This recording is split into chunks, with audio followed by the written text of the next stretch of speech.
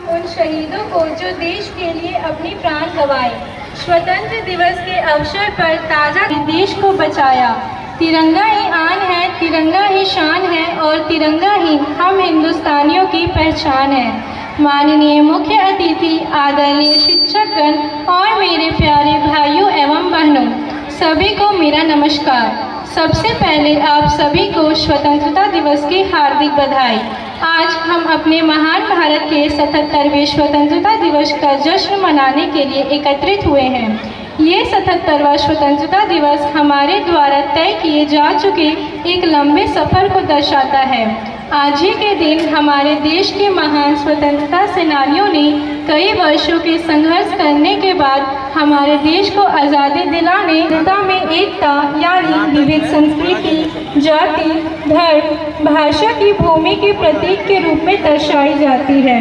भारत में लगभग 325 भाषाएं बोली जाती है, जिनमें से 18 आधिकारिक भाषाएं हैं। हम विभिन्न धार्मिक पृष्ठभूमि के लोगों के साथ यहाँ मिलजुल कर रहते हैं और सारे त्यौहार उत्साह के साथ मनाते हैं।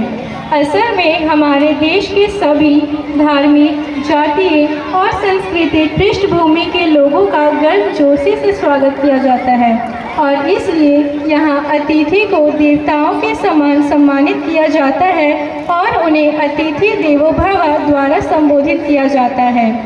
हम विभिन्न धार्मिक से बने हुए हैं।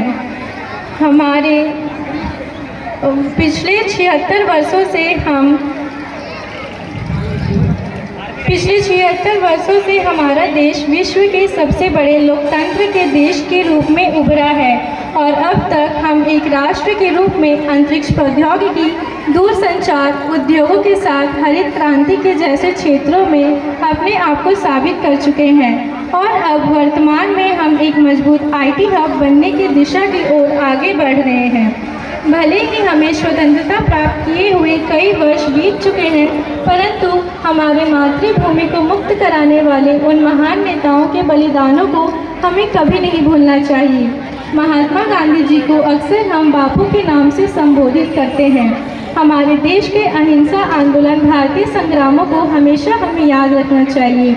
हमारे देश को आज़ादी मिलने का सबसे महत्वपूर्ण पहलू यह है कि यह किसी भी आक्रमण प्रथाओं के माध्यम के बिना ही इसे दृढ़ निश्चय के साथ जीता गया था।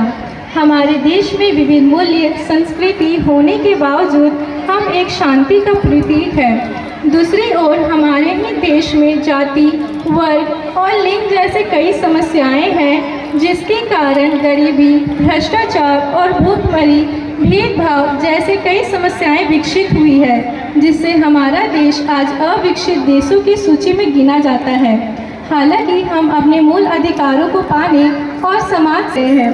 कई सामाजिक सुधारक समूह के साथ साथ विभिन्न क्षेत्रों में चल रहे गैर सरकारी संगठन भी हमारे सामाजिक बुराइयों को खत्म करने की, समाज के वंचित लोगों को आगे बढ़ाने में और आवश्यक कार्यों में हमारी सहायता कर रहे हैं। हालांकि यह दौर हमारे देश के विकास के लिए सुनिश्चित आवश्यक है।